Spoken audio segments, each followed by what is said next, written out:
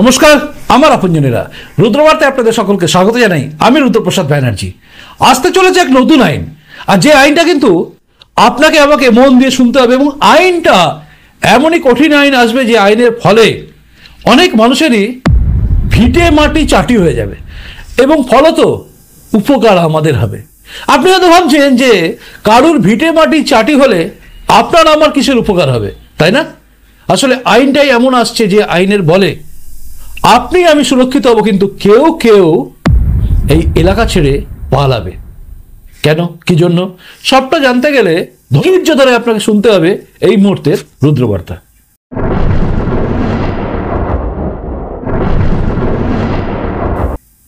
আপনারা জানেন আমাদের দেশে যে সরকার এখন চলছে 2014 পর থেকে 2024 টানা 10 বছর চালানোর পরে এখন যেটা চলছে এটা হচ্ছে এনডিএ গভর্নমেন্ট, অর্থাৎ একইভাবে এনডিএ সরকার কিন্তু চলছে। আগে বিজেপি সরকার ছিল, মানে টোটালটাই বিজেপি সংখ্যাগরিষ্ঠতা পেয়ে ক্ষমতা এককভাবে পেয়েছিল এবং তার ফলেও তারা পারত নিজেরা সরকার চালাতে, কিন্তু তবুও তখন এনডিএ গভর্নমেন্ট বলেই চলতো, আজও চলছে, যদিও এখন 240টা আসন পেয়েছে। আর বিজেপি সরকার, মানে এই যে সরকার চলছে বা এনডিএ গভর্নমেন্ট চলছে, এই বিজেপি কিন্তু প্রথমত যা যা প্রতিশ্রুতি দিয়েছে তা তা হয়েছে, অর্থাৎ প্রত্যেকটা তারা মিলিয়ে মিলিয়ে গেছে। রাষ্ট্রবাদী দল রাষ্ট্রের হিত বা রাষ্ট্রের ভালো চিন্তা করে, তা সেই চিন্তা করা বিজেপি কিন্তু একের পর এক সিদ্ধান্ত নিয়েছে, যেগুলো সেগুলো হয়েই গেছে। আপনি জানেন, আপনি হয়তো আমাকে প্রশ্ন করবেন পাল্টা, কিন্তু তার আগে আমি আপনাকে বলছি 370 মানে কাশ্মীরে 370 তুলে দেওয়া ধারা, আর যার পরে দেখুন এখন কংগ্রেসও চাইছে 370 ফিরে আসুক। মানে সবার মনের মধ্যে একটা রয়েছে যে 370 ফিরে আসুক, মানে গন্ডগোল থাকুক, আমরা লুটে পুটে খাই, এই চিন্তা ভাবনা নেয়। যাই হোক, 370 তুলে দেওয়া থেকে শুরু করে 35-এ তুলে দেওয়া এবং 3 তালাক বিরোধী আইন নিয়ে আসা, সব কিছুই করেছে কিন্তু এই সরকার। একের পর এক ডিসিশন নিয়েছে, রাম মন্দির থেকে শুরু করে সব হয়েছে, যা প্রতিশ্রুতি দিয়েছে তা করেছে এবং যা দেয়নি তাও করেছে। ভাবছেন হয়তো ধান ভাঙতে শিবের গীত, এইটা ভাবছেন না? না, পুরোটা যদি আপনি না শোনেন না তাহলে গুলিয়ে ফেলবেন। আমি ধাপে ধাপে আপনাকে বলছি এই আইনটা কেন দরকার, এবং তার আগে বিজেপি কি আইন আনবে এইটা নিয়েও প্রশ্ন আসে, কারণ এই আইনটাই এমন আসতে চলেছে যে আইনটা কিন্তু ভাবতে আপনাকে বাধ্য করাবে অনেক কিছু। তো যেটা বলছিলাম, রাম মন্দির থেকে শুরু করে প্রত্যেকটা যেগুলো আমাদের চিন্তা ছিল যে এরা কি বিজেপি করবে ক্ষমতায় এসে, দেখা গেল একের পর এক কাজ তারা করেছে এবং প্রতিশ্রুতি এই রাজ্যে মমতা বন্দ্যোপাধ্যায়ের মতো দেওয়া প্রতিশ্রুতিতে নেই, কাজগুলো রূপায়িত হয়েছে। কলকাতাকে লন্ডন বানানোর প্রতিশ্রুতি দেওয়া মমতা বন্দ্যোপাধ্যায় পর পর 3 বার জিতলেন, কিন্তু কলকাতা লন্ডন তো হয়নি। হ্যাঁ, বর্ষা এলে টেমস নদী দেখা যায় কলকাতার রাজপথে। ফিরে আসে আসল কথা, দেশ জুড়ে সমস্ত মানুষের ভরসা এখন বিজেপির দিকে চলে গেছে।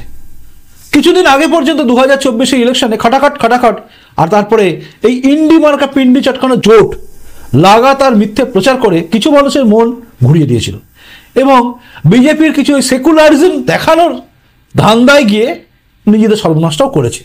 এই যে পাসমান্দা অমুকমান্দা এসব করে সর্বনাশটা করেছে, কিন্তু এখন বিজেপি কিন্তু তার নিজের ট্র্যাকে ফিরে গেছে, অর্থাৎ সেই ট্র্যাকে আছে যে ট্র্যাকের উপর ভর করে কিন্তু বিজেপি ক্ষমতায় এসেছিল, অর্থাৎ হিন্দুত্ব। একদিকে জাতীয়তাবাদ, আরেকদিকে হিন্দুত্ব, মানে দুটো ট্র্যাক লাইন, মানে তো একটা রেল লাইন যখন রেলগাড়ি ছোটে দুটো তো লাইন থাকে পাতা, তো একটা হচ্ছে হিন্দুত্ব আর একটা হচ্ছে রাষ্ট্রবাদী। যদিও হিন্দুত্ব এবং রাষ্ট্রবাদী দুটোই সমার্থক শব্দ, তবু এই দুটো ট্র্যাকের ওপরে কিন্তু চলছিল বা এসছিল ক্ষমতায় এই বিজেপি নামক দলটি। পরে এই সেকুলারিজম করতে গিয়ে তৃতীয় ট্র্যাকটা করতে গিয়ে বিরেল হয়ে যাওয়ার সম্ভাবনা হয়েছিল, যদিও শেষ মুহূর্তে টাল সামনে বেঁচে গেছে।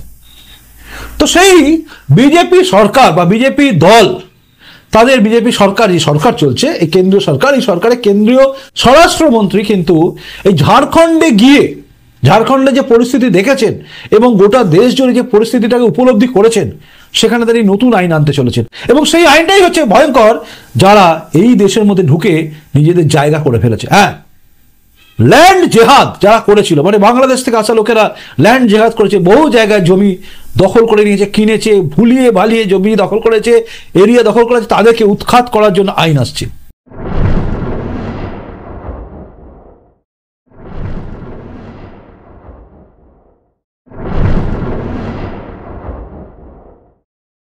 এবং এই সমস্ত যারা অনুপ্রবেশকারী আছে তাদেরকে ঘাড় ধাক্কা দিয়ে বের করা, এর চিন্তা করে একটা নতুন আইন আসছে, এবং সেই আইনের কথা কিন্তু কেন্দ্রীয় স্বরাষ্ট্রমন্ত্রী অমিত শাহজি বলেছেন, এবং যেটা বিভিন্ন জায়গায় ভাইরাল নিউজ হয়েছে, এবং যেটা ব্রেকিং নিউজ হিসেবে বিভিন্ন চ্যানেলে বিভিন্ন পোর্টালে দেখানো হয়েছে।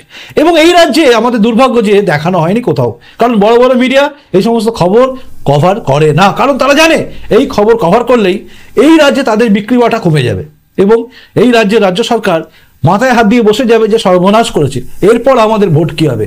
আর সেই ধাক্কাটা খাবে এই সমস্ত যারা বড় বড় মিডিয়া আছে তারা, কারণ বিজ্ঞাপন পাবে না, মানে ভাড়ে মা ঠংঠান হয়ে যাবে। তো সেখানে দাঁড়িয়ে এরা কিন্তু কেউই চায় না এই খবরটাকে সামনে আনতে। আমি নিয়ে এলাম আপনাদের কাছে, এটা 2-3 দিন আগেই করা উচিত ছিল, কিন্তু আমি করিনি, কারণ দেখছিলাম এই রাজ্যে এটাকে সামনে কেউ আনে কিনা, কিন্তু আমি জানি কেউ আনবে না, কারণ বড় বড় মিডিয়ার খেয়ে দেয়ে কাজ নেই। আমাদের মতো কিছু ইউটিউবার আছে যারা রাষ্ট্রবাদী, তারা আমরা বলি, রাষ্ট্রহিত যারা আমরা চাই তারা আমরা সবসময় সামনে নিয়ে আসি। এই রাষ্ট্রহিত সামনে আনা আমাদের মধ্যে আমরা নিয়ে আসছি, এবং নিয়ে এসে আপনাদের জানাচ্ছি যে দেখুন, জানুন, নতুন আইন আসছে। এবার আপনার মনের মধ্যে প্রশ্ন আসবে, এতদিন কি সরকার নাকে সর্ষের তেল দিয়ে ঘুমোচ্ছিল? দেখুন, নাকে সর্ষের তেল দিয়ে ঘুমোচ্ছিল নাকি নাকে বাদাম তেল দিয়ে বা ঘি দিয়ে ঘুমোচ্ছিল এটা আমি জানি না, তবে হ্যাঁ, এই যে পরিস্থিতি এখন তৈরি হয়েছে এটা কিন্তু ধীরে ধীরে এমন জায়গায় পৌঁছে গেছে যেখানে গিয়ে বাধ্য হয়েছে এই সরকার বা কেন্দ্র সরকারি স্বরাষ্ট্রমন্ত্রী বলতে যে আমাকে নতুন আইন আনতে হবে, এবং তারা আনবেন নতুন আইন। আচ্ছা, আপনি ভাবছেন হয়তো যে এই আইনটা আনার দরকার কি? ঝাড়খণ্ডে কি এমন হয়েছে? যদি ঝাড়খণ্ড সম্বন্ধে খোঁজ না নিয়ে থাকেন, দেখো এই ভোটের সময় ঝাড়খণ্ডের কথা জানলেন, এরপরে ভুলে গেলেন, এটা করলে আপনারও বিপদ আছে। কারণ আপনি হয়তো জানেন না, কলকাতা থেকে শুরু করে সমস্ত জায়গায় এই সমস্যাটা কিন্তু দেখা দিচ্ছে। সেটা হচ্ছে বাংলাদেশ থেকে আসা অনুপ্রবেশকারীরা কোথায় কখন কিভাবে নিজেদের নাম বাড়িয়ে অন্য নামে, আছে না পয়সার জন্য সব বিক্রি করতে পারে, পয়সার জন্য সব বিক্রি করা লোকেদের কাছে দালালি দিয়ে নিজেদের নাম ভাড়িয়ে অন্য নামে এখানে ভোটার কার্ড, তারপরে আধার কার্ড, রেশন কার্ড সবই বানিয়ে ফেলছে। আর সেখানে গিয়ে কিন্তু মুশকিল হয়ে যাচ্ছে নাম ভাড়িয়ে সবকিছু করা। এবং এবং আরো একটা জিনিস হচ্ছে যেটা ঝাড়খণ্ডে দেখা গেছে, আদিবাসী মহিলাদের ভুলিয়ে ফুসলিয়ে নিজের নাম চেঞ্জ করে, মানে ধরুন নাম হচ্ছে শাহজাহান, সে বলল আমার নাম হচ্ছে সঞ্জয়, এবার আপনি কি করবেন? সঞ্জয় বলে পরিচয় দিয়ে সে মোটামুটি কারোর সঙ্গে ফুসলিয়ে বিয়ে করে নিল, এবং বিয়ে করার পরে সঞ্জয় যে শাহজাহান হয়ে গেছে এটা বুঝতে পারছি যখন সেই মেয়েটি যেই মুহূর্তে সে জানলো যে নাম তার শাহজাহান, তখন কিন্তু তার আর কিছু করার নেই, কারণ সেও তখন ধর্মান্তরিত হয়ে মুসলিম হয়ে গেছে। এবং সেখানে এই বাংলাদেশি অনুপ্রবেশকারী যারা ঢুকে পৌঁছেছে তারা কিন্তু আস্তে আস্তে এইভাবে জায়গা দখল করা শুরু করছে, এবং বহু জায়গায় সরকারি জায়গাকে জোর করে দখল করে এরা রয়ে গেছে।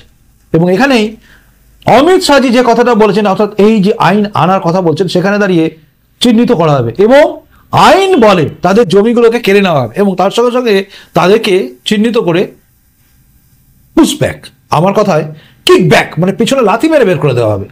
এটা নতুন আইন আসছে, এবং এই আইনটা এলে আপনার উপকার কি হবে, আপনার ক্ষতি কি হবে, এটা আপনি ভাবুন। প্রথমত বলে আপনার ক্ষতি কিচ্ছু নেই, কারণ আপনার হারানো কিচ্ছু নেই, কিন্তু যারা এই দেশের মধ্যে নাম ভাড়িয়ে এবং অন্য ধর্মের মেয়েকে বিয়ে করে বা অন্য ধর্মের ছেলেকে বিয়ে করে নিজেদের জায়গা তৈরি করে ফেলেছে, নিজেদের জায়গা দখল করে নিচ্ছে, যে মেয়েটাকে বিয়ে করছে তারপর তার জমিটা কেড়ে নিচ্ছে, মানে এই যে বিয়ে করে নিলাম তারপর তালাক দিয়ে দিলাম, ঝামেলা শেষ, তার জমি আমার হয়ে গেল, এই যে ধান্দা, এই ধান্দাও কিন্তু বন্ধ হয়ে যাবে। বাংলাদেশ থেকে আসা প্রত্যেকটা মুসলিম অনুপ্রবেশকারী কিন্তু এবারে ভিটে মাটি চাটি হতে চলেছে, অর্থাৎ এই আইন বলে। এবারে দেখার বিষয় হচ্ছে ঝাড়খণ্ডে যে সমস্ত মানুষ আছেন, আদিবাসী মানুষ আছেন যাদের ভোট ব্যাপক, তারা কি বুঝলেন, অর্থাৎ কতটা বুঝলেন। দেখুন, আমার একটা কথা পরিষ্কার, সেটা হচ্ছে ভোটের ফল কি হবে এটা ভেবে যদি ভাবেন ওই তো কিছু হলো না তাহলে কাঁচকলা হলো, এটা ভাববেন না। ভোটের ফল যা হোক, মনে রাখবেন বিপদটা আমাদের জন্যই আছে। কারণ একটা পরিষ্কার সত্যি কথা জেনে রাখুন, সেটা হচ্ছে হিন্দুদের, মানে আপনার আমার সনাতনীদের, আমাদের কিন্তু আর অন্য কোনো দেশ নেই। পৃথিবীতে কতগুলো মুসলিম দেশ আছে, কতগুলো খ্রিস্টান দেশ আছে, এই গল্প আপনি শুনতে পারেন, কিন্তু আপনার আমার জন্য আর কোনো দেশ নেই। হিন্দুস্তানই আছে, এই ভারতবর্ষই আছে। তাই আমাদের চিন্তা করতেই হবে যে আমাদের জমি, আমাদের বাড়ির মেয়ে, এরা কিভাবে অন্যদিকে চলে যাচ্ছে, এটা আমাদের ভাবতে হবে। এবং আমাদের জমি যারা দখল করে বসছে বা থাকছে, এই বাংলাদেশ থেকে আসা অনুপ্রবেশকারী মুসলিমরা, তাদেরকে চিহ্নিত করার জন্য যে আইন আসছে, আইনটা আসার দরকার আছে। আমাদের বুঝতে হবে আমাদের বিপদ কোথায়, এবং আমাদের সকলকে সচেতন হতে হবে এবং আমাদের আওয়াজ তুলতে হবে। এতদিন হয়নি, এতদিন ঘুমোচ্ছিলেন কেন, এইসব প্রশ্ন যদি আপনি করেন তাহলে মনে রাখবেন, যতদিন না পর্যন্ত ডেঙ্গু হচ্ছিল ধরুন ডেঙ্গু হচ্ছে বা ম্যালেরিয়া হচ্ছে, খবর যতক্ষণ না পাচ্ছেন ততদিন পর্যন্ত আপনি কি মশারি টাঙিয়ে ভালোভাবে শুতেন বা এত চিন্তা করতেন মশা নিয়ে? উত্তর হচ্ছে না। বিপদ যখন আছে তখনই আমরা চিন্তা করি যে কি করতে হবে। তাই এখন বিপদ আমাদের ঘাড়ের ওপরে, এবার আমাদের ভাবতে হবে। যদি আজ রিয়াক্ট না করি, আগামীকাল রিয়াক্ট করার জন্য আপনি আমি থাকবো বলে মনে হয় না। কারণ আমাদের জায়গা দখল করে কেউ বসে থাকবে এবং আমাদের লাথি মেরে অন্য জায়গায় বের করে দেবে। যেভাবে বাংলাদেশ থেকে ফুটবলের মতো লাথিকে এই রাজ্যে এই দেশে আসতে হয়েছে, ঠিক একইভাবে অন্য জায়গায় আমাদের যেতে হবে। তবে এবার আর যাওয়ার জায়গা নেই। পালাতে পালাতে আমাদের কোনো সাগরে গিয়ে পড়তে হবে, সেটা যেন না হয়। সেটার জন্যই আমার এই প্রয়াস এবং আপনার প্রয়াস থাকুক এই প্রতিবেদনটাকে 100 জনকে শেয়ার করার। এবং শেয়ার করবেন এই কারণে, কারণ হচ্ছে সবাইকে জানতে হবে, জাগতে হবে এবং বলতে হবে যে হ্যাঁ দরকার আছে এই আইনের। কেন্দ্রীয় স্বরাষ্ট্রমন্ত্রী যা বলেছেন ভোটের পরে যেন সেটা করেন, আমাদের চাপ বাড়াতে হবে। যদিও আমরা জানি যেটা বলেন এনারা সেটা করেন, কিন্তু দেখার বিষয় হচ্ছে আমরা কতটা আওয়াজ তুলছি। মনে রাখবেন, বাচ্চা না কাঁদলে মাও বোঝে না যে বাচ্চার খিদে পেয়েছে, তাই না?